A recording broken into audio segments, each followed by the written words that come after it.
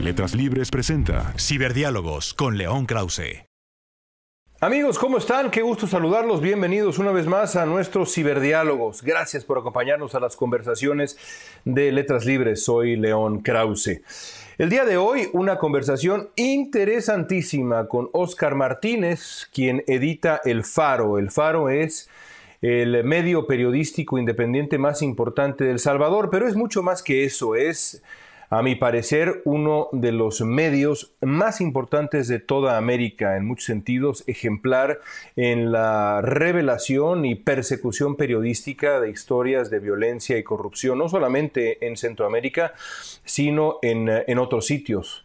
Óscar y sus colegas son respetadísimos en el mundo entero y por buenas razones. Busqué a Óscar Martínez para hablar del fenómeno Nayib Bukele, el presidente salvadoreño que el 28 de febrero, en un triunfo absolutamente histórico, logró el control absoluto de la Asamblea Legislativa salvadoreña. El control que tiene Bukele es inédito, no se ha visto en la historia moderna de El Salvador. Tendrá más poder que ningún otro presidente en la posguerra salvadoreña. Y eso pondrá a prueba al propio Bukele, a su partido Nuevas Ideas, que no es más que una extensión de la visión personal de Bukele, no es una cuestión de afinidad ideológica, cuando se trata de los legisladores de Nuevas Ideas, sino más bien de vinculación personal con la visión del propio Nayib Bukele. Será una prueba para la misión de Bukele, para su visión, pero también para su disposición como demócrata. Demostrará Bukele ser respetuoso de las instituciones, ser respetuoso de la construcción democrática de El Salvador, o será, como nos va a decir Óscar Martínez, un autócrata en ciernes. Bukele ha demostrado en el primer par de años de su mandato una disposición alarmante a violentar no solamente las normas democráticas, sino también a agredir constantemente y descalificar constantemente a la prensa libre. Ahora, esto no quiere decir, como también lo va a explicar con claridad Óscar Martínez, que Nayib Bukele no sea o no represente un fenómeno complejo.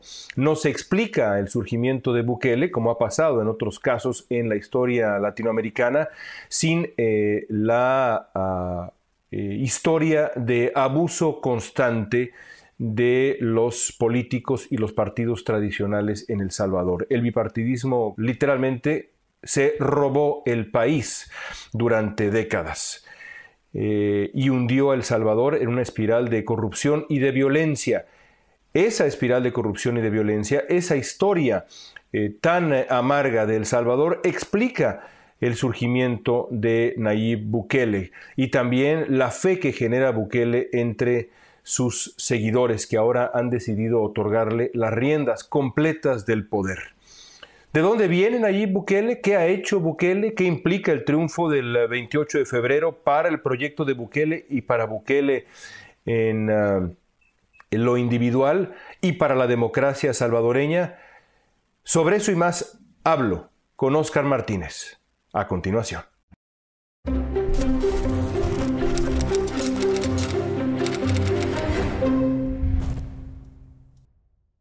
Óscar, qué gusto estar contigo. Antes de empezar, creo que tienes que explicarnos lo que puede ocurrir de vez en cuando desde donde estás y por qué podemos escuchar en la grabación, quizá en la siguiente hora que estaremos conversando, algunos ruidos desde la calle salvadoreña. ¿Qué es lo que ha pasado?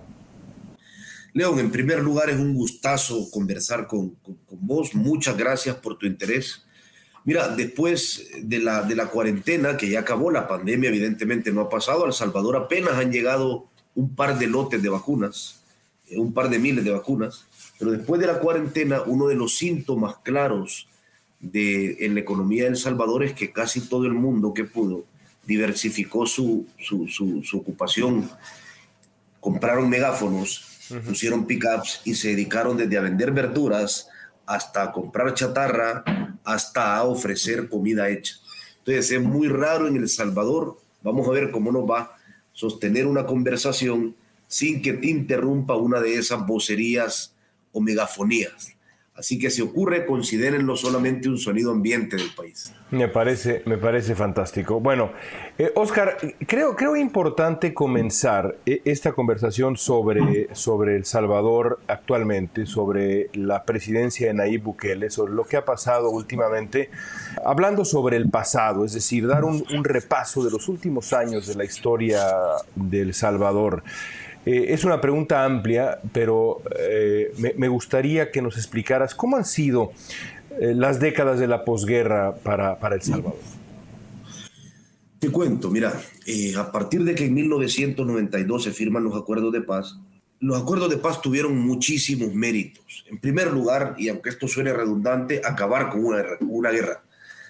En segundo lugar, instaurar un sistema democrático con algunas instituciones imperfectas, obviamente, en su nacimiento, que tenían que ver con una nueva vida civil, es decir, desde la Policía Nacional Civil, es decir, el ejército ya no tenía una injerencia tan directa en esos temas, hasta la Procuraduría para la Defensa de los Derechos Humanos.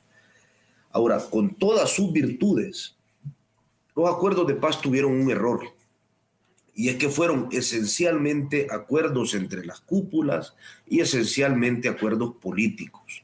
Es decir, la gran esencia de los acuerdos de paz tenía que ver con cómo convertimos a una guerrilla en un partido político, cómo reintegramos un sistema de partidos y cómo instauramos unas elecciones democráticas, etc. No hubo tiempo o no hubo voluntad para que esos acuerdos trascendieran a dos esferas importantes de la vida pública, la económica y la social. Es decir, no hubo, por ejemplo, ningún proceso de reconciliación, no hubo ningún proceso de resarcimiento a las víctimas, etc. Entonces, los acuerdos de paz ciertamente abrieron una enorme brecha de impunidad. La democracia salvadoreña se cimentó sobre acuerdos como las leyes de amnistía, que era un ejemplo de cómo permitir que muchos criminales de guerra no fueran juzgados. Te pongo un ejemplo muy concreto.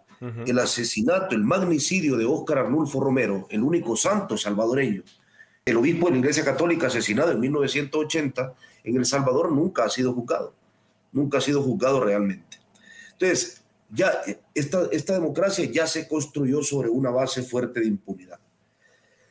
Al margen de eso, se integra el sistema de partidos políticos de otra manera y se crea una bipolaridad, un bipartidismo enorme. Hay más partidos, siempre ha habido más partidos, pero Arena, la derecha de El Salvador, y el FMLN, la izquierda, la exguerrilla, componen un sistema polarizado absolutamente que dura hasta la llegada de Bukele. Ahí llegaré. La pregunta aquí era, ¿sos de izquierda o sos de derecha? Y esa pregunta tenía nombres y apellidos. ¿Sos del FMLN o sos de Arena?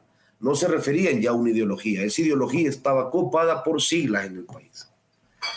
Entonces, estos partidos se entienden que solo ellos, por ejemplo, pueden ocupar la presidencia y solo ellos lo hacen hasta la llegada de Bukele. Y se dedican a establecer un sistema recíproco de permisividad para hacer una serie de barbaridades. Desde robar hasta establecer planes de seguridad que eran cascarones vacíos. Te voy a poner un ejemplo. ¿Se repartió el país, Oscar? Los dos partidos, el bipartidismo salvadoreño, ¿se repartió el país en años de corrupción y de violencia? Sí, sin duda alguna lo hizo. Hay más partidos acá, pero eran intrascendentes o eran partidos llaves en la Asamblea Legislativa. Sí, se repartieron el país. Te voy a poner un par de ejemplos de errores concretos y de corrupción.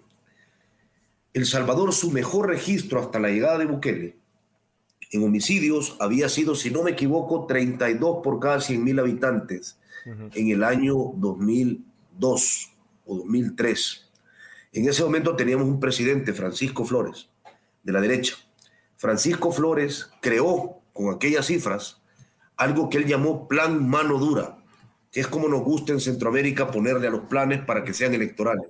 Está el Plan Escoba, el Plan Cero Tolerancia en Guatemala y en Honduras. Entonces los homicidios empezaron a aumentar. Cuando llegó Antonio Saca, Francisco Flores murió mientras lo juzgaban por haberse robado millones de dólares de una donación de Taiwán para los terremotos de El Salvador. Luego llega Antonio Saca en 2004 y él, a pesar de que el plan Mano Dura iba haciendo que los homicidios aumentaran, lanzó el plan Super Mano Dura, así se llamó, es decir, solo le puso super a un plan. Y cuando ese señor entregó la presidencia en el año 2009, El Salvador ya había escalado hasta el peor podio y era el país más homicida del mundo, con 71 homicidios por cada 100.000 habitantes. Antonio Saca actualmente duerme en una prisión por haberse robado más de 300 millones de dólares y haberlo confesado. Y llega el primer presidente de la izquierda, Mauricio Funes. Mauricio Funes no le puso un nombre a un plan, pero hizo una tregua con las pandillas. Y para resumir y seguir con este diálogo, Mauricio Funes ahora mismo está asilado y es ciudadano nicaragüense porque la Nicaragua del dictador Daniel Ortega le dio un espacio para que huyera de 7 acusaciones o más que tiene en la Fiscalía salvadoreña. En ese El Salvador aparece Nayib Bukele, un El Salvador que estaba ya harto de que los presidentes de izquierda o de derecha saquearan las arcas públicas. Así que un país muy violento y un país víctima de corrupción de ambos lados. Los dos partidos que se repartieron ese botín que es El Salvador, y de ahí el hartazgo enorme y absolutamente comprensible de los salvadoreños. Y es en ese contexto, en ese caldo de cultivo, que surge este joven político singular como figura, Nayib Bukele. ¿De dónde viene Bukele realmente? Mira, Bukele viene es decir, políticamente, él viene de una familia acomodada, de una familia económicamente sana, no de las familias, digamos, más millonarias del país, de las familias que controlan históricamente el país desde los aportes y los tratos con los diferentes gobiernos, pero viene de una familia muy acomodada. Pero en segundo lugar, que es algo que él le molesta mucho que le recordes, él viene del FMLN. Él fue alcalde durante 6 años con el FMLN, con uno de esos partidos. Primero fue alcalde de un pequeño municipio que se llama Nuevo Cuscatlán, que es un municipio del área metropolitana, muy pequeño, donde por cierto él vive. Y después de eso, cuando se hizo una figura estelar con base en su inteligencia y en su manejo de redes, porque Nuevo Cuscatlán muchos salvadoreños ni siquiera sabía que existiera. Es como que yo te mencione, hablando de estado, Tlaxcala, o algo así. Es un lugar que nadie conocía. Me parece admirable tu conocimiento de la geografía mexicana, del tamaño de los estados mexicanos. Te felicito. Yo viví 5 años en México y lo considero mi segundo país. Aunque los tlaxcaltecas se van a molestar mucho con tu referencia, te felicito al menos en cuanto al conocimiento geográfico. No menciono Colima para no meterme con más gente. Sí, cuidado, eso ya es más grave. Ahora, déjame hacer una pausa ahí. ¿Qué edad tenía Bukele cuando era alcalde de Nuevo Cuscatlán? Bukele era alcalde de Nuevo Cuscatlán allá por 2012. Bukele habrá tenido 30 y pocos años, 33, 32 años por ahí. Sí. Después de eso, al ver cómo él se convierte desde un lugar que tenía poca megafonía, se convierte en una figura de la política salvadoreña, el FMLN, como imposición, porque Bukele logra ser una figura nacional, decide lanzarlo como candidato a la alcaldía capitalina. La alcaldía capitalina ha sido tradicionalmente el gran trampolín para una figura a la que estás preparando para lanzarla a cargos mayores, a la presidencia usualmente. No es matemático que eso ocurra, pero suele ocurrir. Entonces Bukele gana la alcaldía de San Salvador en el año 2015 y se hace alcalde de la capital, y entonces sus roces con el FMLN inician, y no eran roces por razones ideológicas. Los roces de Bukele con el FMLN empiezan esencialmente porque el FMLN de alguna manera es un partido que tiene una lógica leninista. Es decir, hay una cúpula de poder y esa cúpula gobierna todo. Y a Bukele eso no le gustaba. Es un hombre megalómano, es un hombre que quiere tener el control de las cosas, que quiere hacer las cosas a su manera para bien y para mal. Y entonces a Bukele esa imposición no le gustó, no le satisfizo. Y Bukele empieza a tener un dilema con el FMLN y a separarse. Tanto que llegó un momento en el que esa alcaldía, ya Bukele la gobernaba con sus concejales afines, y en contra de los concejales del FMLN.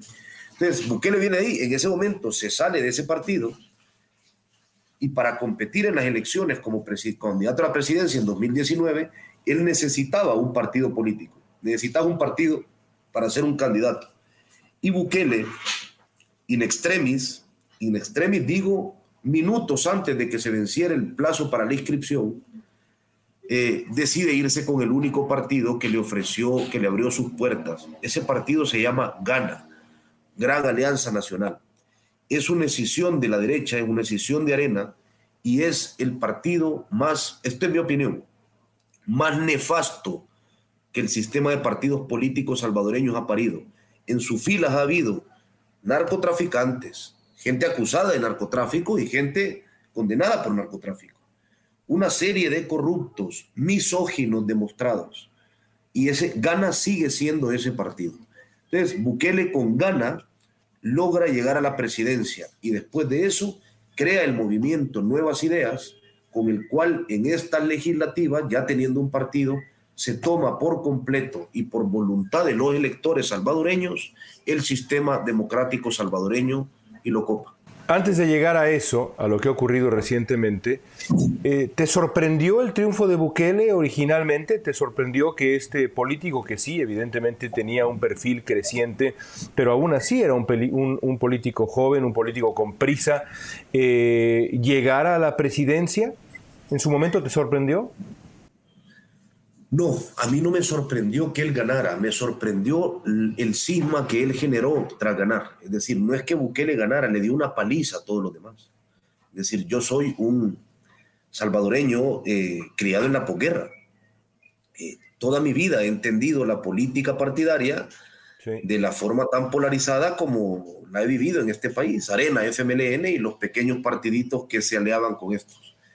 Bukele destruyó el bipartidismo en El Salvador cuando ganó las elecciones en 2019. El FMLN en las elecciones presidenciales de 2019 obtuvo el 14% de los votos. Su registro más bajo en la historia del FMLN había sido el 34% de los votos en las elecciones de 1994, donde el FMLN perdió porque era muy fácil aún asustar a la población con el cuento de los comunistas come niños y que hacían jabón a los viejitos. Es decir, veníamos de la guerra y todo el aparato estatal durante esos 12 años de guerra había funcionado para meternos en la cabeza de que esa gente de la guerrilla era gente que iba a venir a asesinarnos. En el 94 sacaron el 34% de los votos. A pesar de eso, Bukele lo redujo al 14% de los votos. Yo me esperaba que Bukele ganara.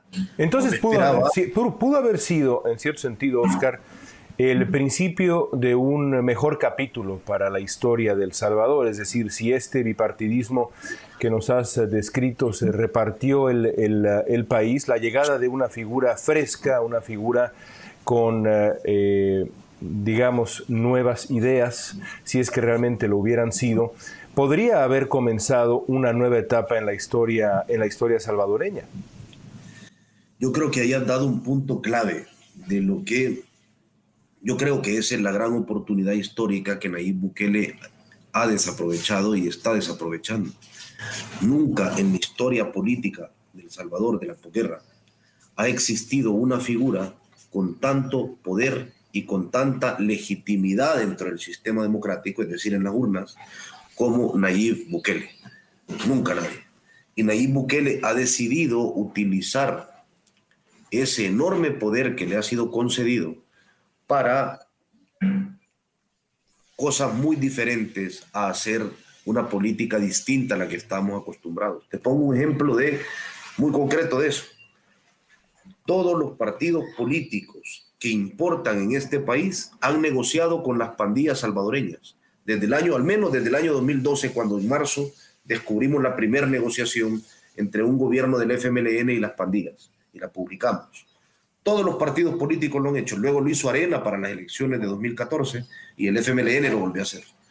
Bukele es quizás, y ahí te pongo esto como ejemplo de cómo podría utilizar su legitimidad y su peso político.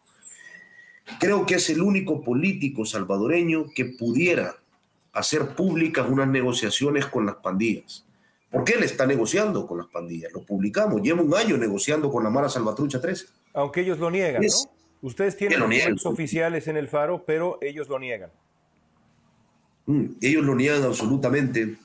Lo que pasa es que es ineludible. La historia que nosotros publicamos no se basa en fuentes que nos dijeron, ni on the record, ni off the record. Toda la narrativa de las negociaciones de la Mara Salvatrucha 13 con el gobierno de Bukele, nosotros lo publicamos con documentos oficiales del gobierno. La historia la contaron ellos mismos, nosotros solo tuvimos que obtener los documentos. Entonces, Bukele, ahí me refiero a legitimidad. Él podría ser alguien que cambiara el rumbo de la política de este país realmente, que sentara nuevas bases, que pusiera una nueva base para construir la forma de hacer política. Pero Bukele lo que ha hecho es perpetuar algunos vicios del pasado y construir otros vicios que van a ser muy peligrosos. ¿Qué tipo de vicios? Bueno, la trivialidad de gobernar a través de Twitter, el ataque sistemático y desde el Estado a la prensa, algo que había ocurrido antes, pero no de una forma sistemática desde el Estado. Ni la personal, manera de... ¿no? Ni personal, es decir, en este caso no es nada más el Estado, sino el Estado encarnado en el presidente, que desde la plataforma más alta imaginable, con el megáfono más estridente imaginable, descalifica y agrede a los medios de manera cotidiana. Totalmente, y además que es un nuevo estándar, León. Te cuento por qué es un nuevo estándar. Mira, en el Faro hemos tenido a lo largo de los años muchos problemas. Recuerdo cuando en 2010 tuvimos que tener seguridad privada, escoltas, porque publicamos el cártel de Texas, el único cártel reconocido por Naciones Unidas en El Salvador. Lo descubrió el Faro en el 2010 y vinculaba a policías con políticos y narcotraficantes. En el 2015... un grupo de periodistas nos tuvimos que ir del país cuando publicamos La policía masacró en la finca San Blas, porque grupos de exterminio dentro de la policía se molestaron mucho de que demostráramos que masacraban cuando presentaban los sucesos como un enfrentamiento. ¿Sabes qué ha cambiado ahora? Es decir, ya hemos vivido bajo amenaza, pero eran grupos adentro del Estado. Hoy quien nos ataca es el Estado mismo. El Estado mismo, el gobierno a través de su presidente, el gobierno a través del comandante en jefe de las Fuerzas Armadas. Ese ataque sistemático, orquestado desde la cúpula gubernamental, a este nivel nunca nos había ocurrido. Sí, nosotros sabíamos a qué piezas del Estado le temíamos, pero a este nivel institucional nunca había ocurrido. Sí, además el gobierno, insisto, encarnado en la persona de Nayib Bukele, en la persona del presidente, la concentración absoluta del poder y ahora más con el resultado de la elección del 28 de febrero. Antes de tocar la elección del 28, lo que ocurrió ahora de este triunfo histórico de Bukele en las elecciones en El Salvador, brevemente dime, ¿cómo gobernó Bukele en ese primer par de años? ¿Qué señales dejó Bukele, más allá de su actitud frente a la prensa y la trivialidad que me señalas, que te preocupan? Pienso, por ejemplo, también en el caso específico que a él le irrita tanto que se le recuerde de lo que ocurrió en la Asamblea con la presencia de militares, esa escena tan sui generis y alarmante para muchos de nosotros que vimos en San Salvador. Mira, Bukele como alcalde tuvo muchas virtudes, es decir, recuperó muchas cuadras del centro histórico, que es un lugar tomado por las pandillas. El centro capitalino es una especie de mercado popular. Y hizo algunas cosas importantes como alcalde. Sin embargo, y esto es un mea culpa, yo creo que los periodistas no supimos leer a tiempo algunas señales muy evidentes. Y permitimos, no las resaltamos, no las destacamos y permitimos que Bukele se construyera a sí mismo sin haberlo explicado bien a la sociedad a la que nosotros nos debemos. Creo que reaccionamos tarde. Es decir, Bukele ya como alcalde, te voy a contar dos hechos concretos. En algún momento mandó a los agentes del cuerpo de agentes metropolitanos a cercar una plaza, porque en un momento quería hacer una reestructuración y era una plaza que tenía un valor histórico que el ministerio de alguna forma quería proteger. Uh-huh. Es decir, ya poner hombres armados para detener una decisión de una instancia superior a una alcaldía ya era una señal. Luego, como alcalde, una de las principales cabeceras periodísticas del país, un periódico impreso llamado La Prensa Gráfica, le denunció por ser él quien dirigía un troll center que copió el logo y la portada de La Prensa Gráfica para sacar imágenes difamatorias al periódico. Lo denunciaron y Bukele fue a la fiscalía a enfrentar esa denuncia, pero convocó a una marcha ciudadana que lo acompañara a la fiscalía y terminó ocurriendo.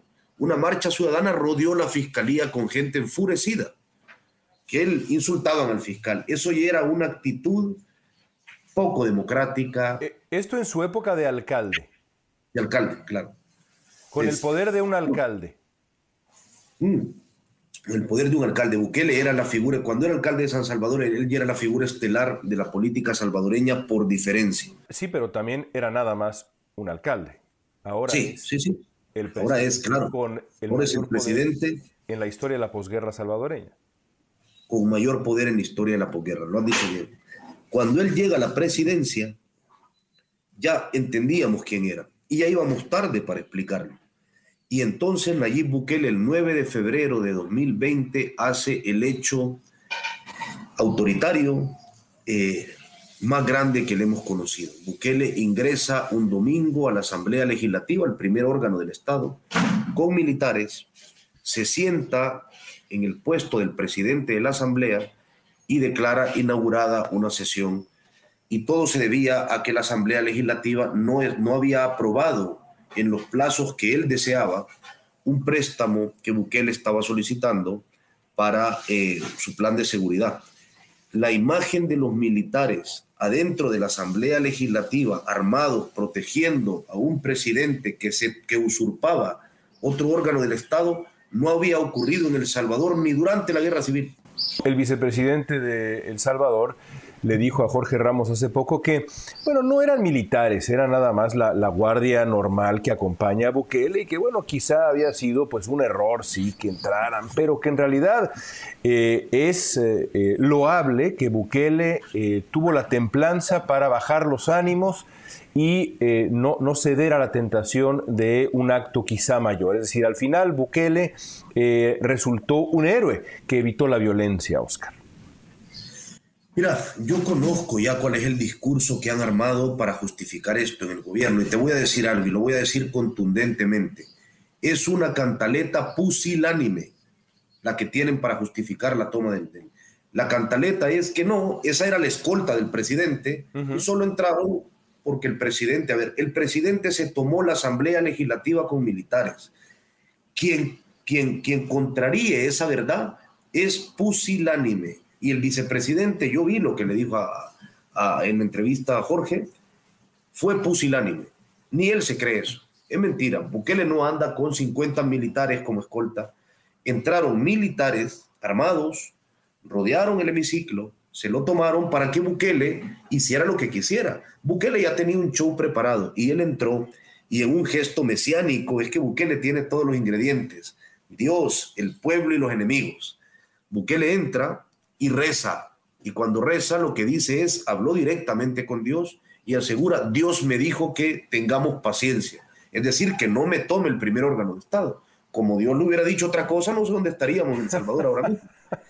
Pero él así lo manifiesta. Dale tiempo, Oscar, dale tiempo. Sí, dale tiempo. Supongo que probablemente pueda recibir otras órdenes de Dios, pero él lo dice claramente. Bukele dice, no, o sea, él lo que dice es, sale y le dice a la multitud de cerca de 5,000 personas que él convocó, les dice paciencia, Dios me ha pedido paciencia.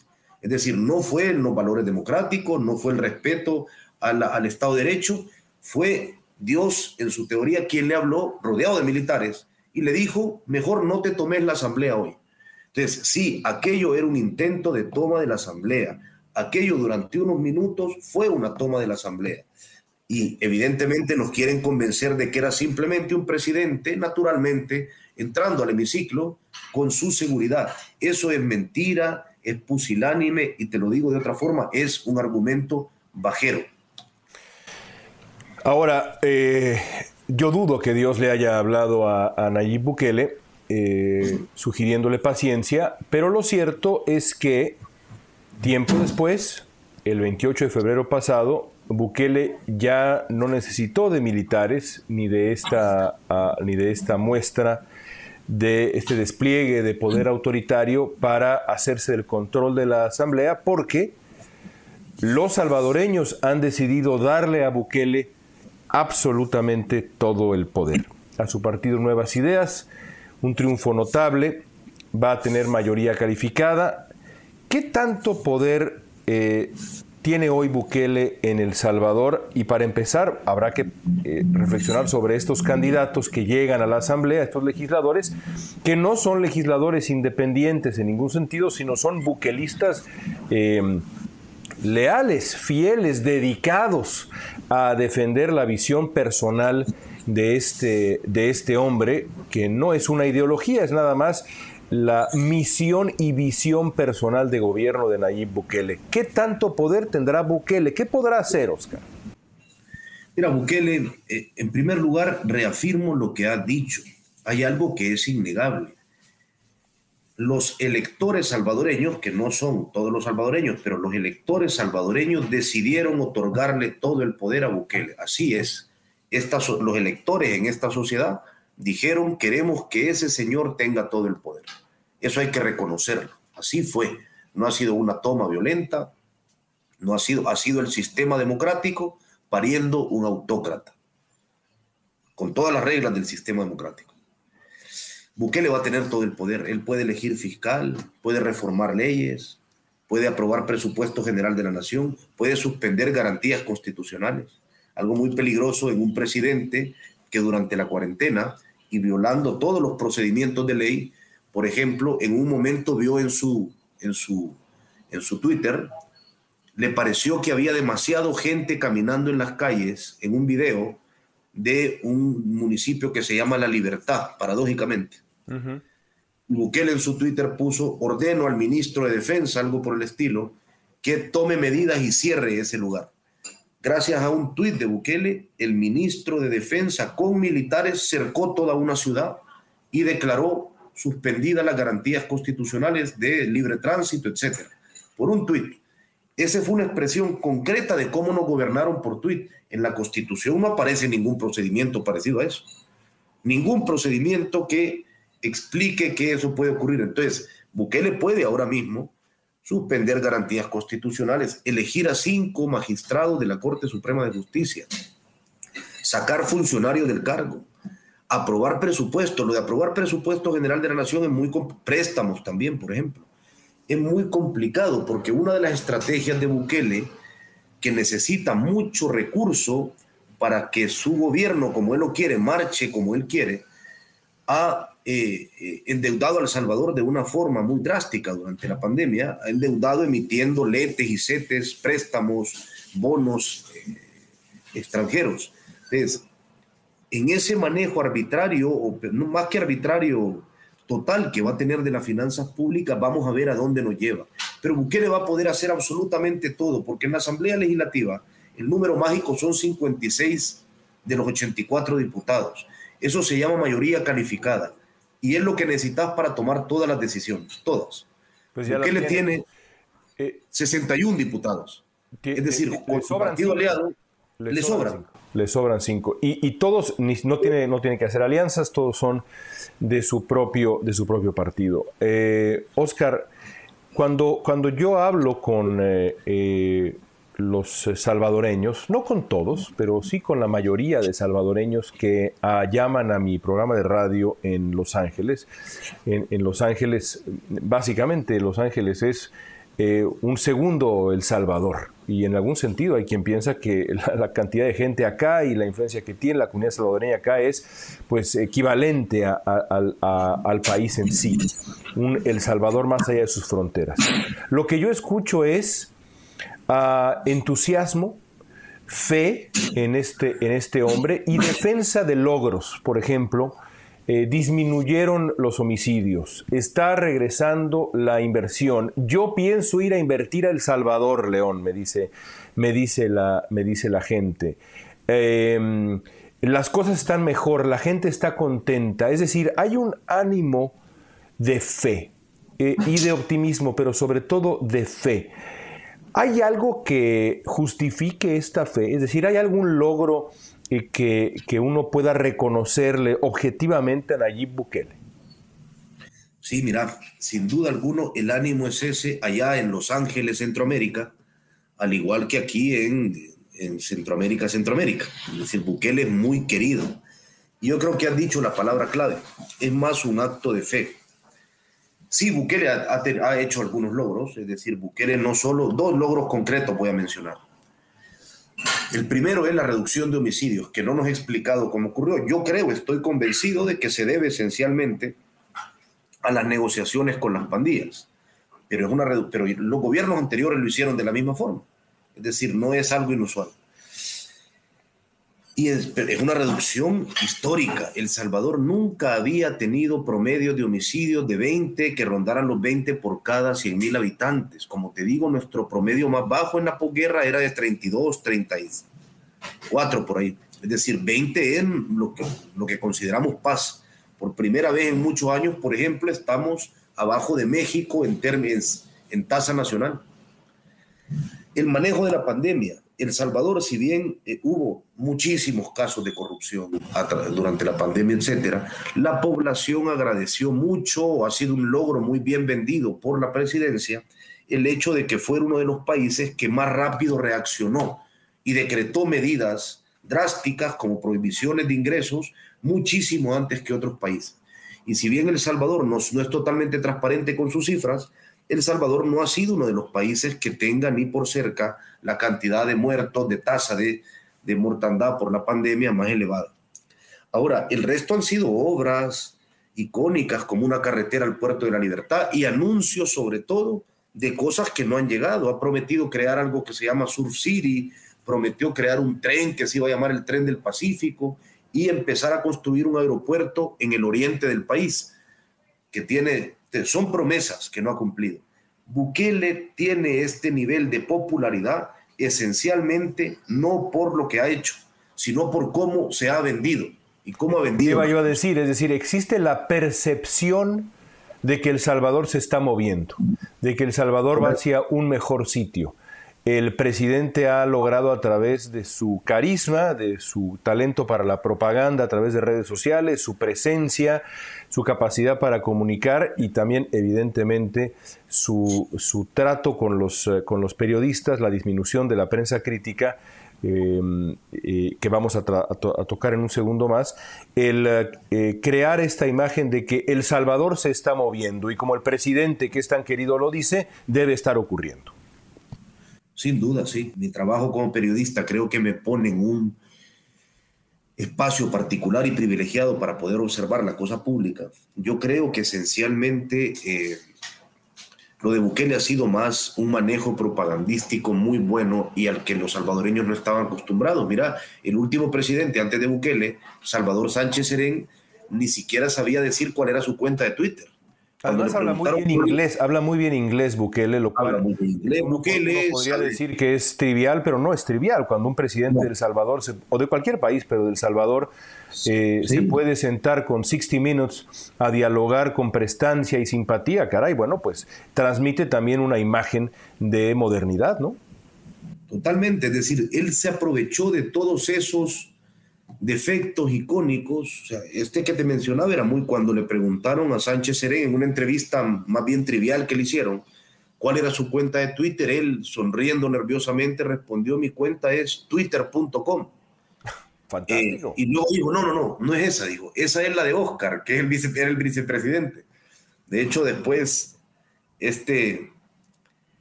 presentador peruano Jaime Bailey le hizo su chiste que decía, no, twitter.com no es la cuenta de usted ni tampoco la de Oscar. Pero bueno, alguien que venía, El Salvador venía de eso, y luego aparece alguien que tiene TikTok, que es muy hábil para manejar ciertas redes, pero no solo eso. Ese es el carapacho, como decimos, es la carátula. Bukele ha sido muy hábil en sus movimientos populistas, ha repartido muchas bolsas de ayuda solidaria durante la cuarentena, ha enviado a sus ministros a los cantones más recónditos donde nunca habían visto a un político de ese nivel. Claro. Se ha presentado él mismo en comunidades empobrecidas y ha dirigido muy preparados mensajes a la nación en conferencias de prensa desde ahí. Bukele ha entendido muy bien la necesidad y el impacto que genera la labor de un día. Presentarte un día en una comunidad como nunca lo habían hecho otros, ya te genera 10,000 electores. Y eso lo ha sabido entender muy bien. Es decir, esto no es algo que se reduce a redes sociales. Hay gente que nunca había recibido ayuda y Bukele, con un presupuesto que no nos ha revelado, porque le han puesto candado para que no sepamos cómo ocupó ese dinero durante 2 años, mandó canastas. Bueno, algunas de esas canastas terminaron en Tlahuililo, México, el norte de México, no sabemos cómo, pero hizo un derroche, invirtió, es decir, creo que cada casa salvadoreña recibió durante esta pandemia una bolsa de comida. En eso ha sido muy hábil también, muy hábil. Déjame hablar ahora sobre su relación con las libertades, su relación con el periodismo. ¿Cómo ha actuado? Ya nos decías algo sobre Bukele y el Faro. ¿Cómo ha actuado frente al periodismo crítico? Al Faro, el sitio donde tú trabajas, lo ha acusado de corrupto, de trabajar para intereses oscuros. De nuevo, en mis diálogos con la comunidad salvadoreña en Los Ángeles, me queda la impresión de que Bukele, digamos, transmite la noción de que todos los medios que lo critiquen, todos los medios que sirvan como contrapeso merecen estar en el mismo saco. Y ese saco es el saco de los corruptos, ya sean los diarios o ustedes en el Faro. Todos aquellos que pretendan ser un contrapeso, que pretendan ser prensa crítica, son corruptos. En México diríamos chayoteros, vendidos. ¿Qué respondes? Mira, en primer lugar, te digo que Bukele ha creado incluso lemas. Uno de los lemas del Faro, de mi periódico, para sus campañas de relaciones públicas es periodismo incómodo. Bukele ha ocupado ese mismo eslogan para burlarse del periodismo en el país. Los periodistas incómodos, lo entrecomilla y se refiere a cualquier periodista. En primer lugar, Bukele es alguien autoritario y le molestan muchos rasgos de la democracia, entre ellos la crítica, le molesta mucho la prensa independiente, le molesta mucho tener que dialogar, no concede entrevistas. Es alguien que se ha dedicado al Faro sistemáticamente a intentar reducirlo. Yo creo que lo que más le molesta del Faro no solo son las investigaciones que hemos publicado y la profundidad de algunos materiales, como descubrirle lo de sus negociaciones con la MS, sino el calado internacional que el periódico tiene. Es decir, quiera ser o no, el Faro es uno de los periódicos que la poca gente que esté interesada en El Salvador, en Washington, lee. Es decir, senadores, congresistas, a los que les interesa qué ocurre en Centroamérica, leen el Faro. Y eso entiendo que le molesta mucho. Ahora, la estrategia de Bukele de intentar presentarnos como adversarios políticos, porque ese es su gran logro, construir la idea de ellos son oposición política, porque eso es ponernos al nivel del FMLN o Arena. Esa estrategia le ha dado resultado. No podemos ser ignorantes los periodistas de eso. Bukele ha logrado que gran parte de la población crea realmente, sin leer nuestras investigaciones, que nosotros somos adversarios políticos. Por y así nos del presidente. El presidente ha decretado que ustedes son lo mismo que los opositores, son lo mismo que la oposición política y merecen estar en ese mismo saco, que evidentemente es el saco también de los corruptos. Si la oposición política es corrupta, pues ustedes son corruptos. Correcto, y además de legitimar toda la labor periodística. Si sos alguien cuya motivación es adversar políticamente a alguien y no seguir el método periodístico, pues bueno. Y eso hace y ha llevado a que hagamos reflexiones profundas. Y las estamos haciendo, es decir, como la hizo la prensa estadounidense con la llegada de Donald Trump, que dijeron por qué puerta nos entró, qué no habíamos explicado. Nosotros tenemos que hacernos preguntas profundas, entre ellas, ¿qué tanto habíamos logrado que la sociedad comprenda la labor que hacemos? ¿Qué tanto habíamos podido contarle a la gente cuál es el método con el que trabajamos? ¿O esto más bien se parecía a una especie de reglas secretas que solo nosotros conocíamos? Entonces sí, él ha logrado generar eso, es decir, muchos de los medios salvadoreños nos enfrentamos ahora Sí. a bregar contra que el presidente nos haga caer en la intrascendencia. En el caso específico del Faro, me parece que el método, o por lo menos el método que he logrado entender en estos diálogos tan constructivos que he tenido todos los días desde hace ya un par de semanas con la comunidad salvadoreña, es básicamente en el caso del Faro.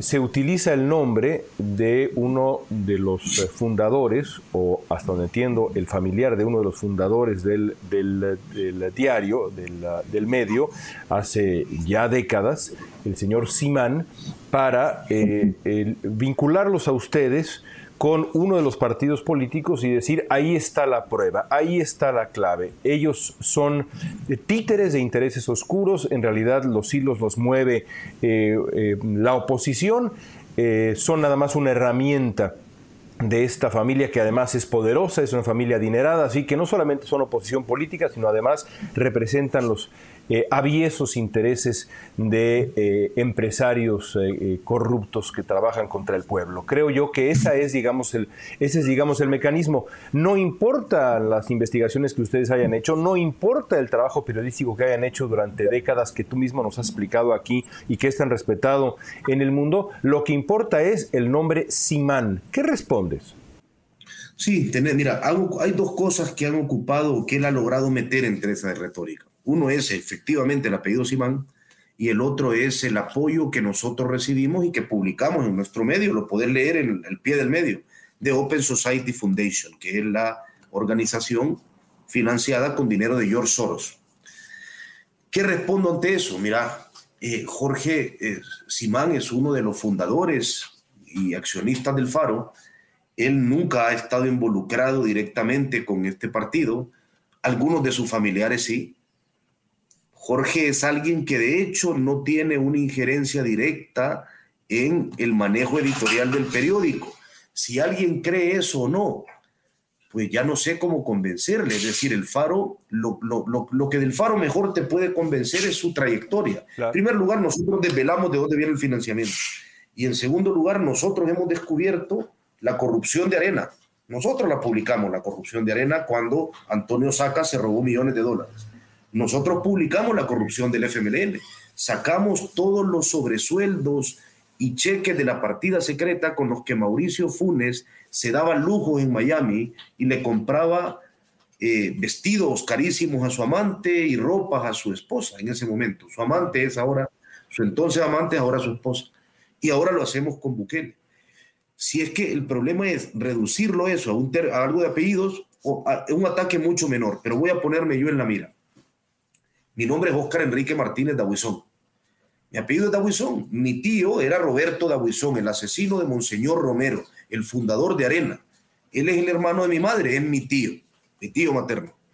Si alguien no quiere creer en mi periodismo porque mi apellido es Dabuizón y piensa que en ese sentido yo estoy comprometido con el partido Arena o con los escuadrones de la muerte que mi tío fundó, ¿yo qué puedo responderle a esa persona? Tu trabajo. Lo único como que no me siento a tomarme un café con cada quien, pues no, es imposible, pero ha sido muy hábil en eso, porque ciertamente en El Salvador no es que la gente sea tonta y haga una interpretación errónea. En El Salvador, usualmente un país que ha sido manejado por ciertas familias concretas, el vínculo de nombre a mucha gente le despierta esas sospechas directas y tienen todo el derecho de que se las despierten. Claro. Toda la gente relaciona el poder real, fáctico, con ciertos nombres y apellidos, porque así ha ocurrido usualmente, porque así ha sido. En este caso particular, yo lo único que me queda es apelar a decir, uno, funcionamiento del periódico no solo lo desvelamos, nosotros, por ejemplo, tenemos una comunidad muy grande de excavadores ciudadanos, de ciudadanos que aportan al periódico económicamente y a quienes tenemos habituales encuentros para explicarles cómo funciona el periódico. Pero yo repito, creo que la forma más directa de defender al periódico es su trayectoria desde que se funda en 1998, bajo gobiernos areneros, luego bajo gobiernos del FMLN y ahora bajo un gobierno bucalista.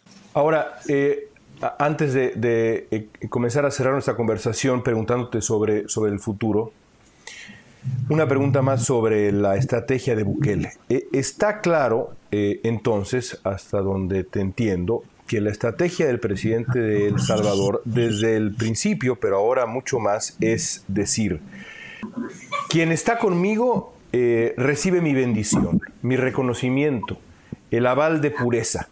Quien me critica, quien ofrece un contrapeso, merece estar en una esquina bajo la etiqueta, o en un saco, en una bolsa, bajo la etiqueta de la corrupción. Merece sospecha. Es decir, la apuesta de Bukele es, en cierto sentido, hasta donde logro advertir, muy parecida a la que hemos escuchado en otros sitios. Lo escuchamos en Estados Unidos con Donald Trump y lo escuchamos también con Andrés Manuel López Obrador en México, es la polarización.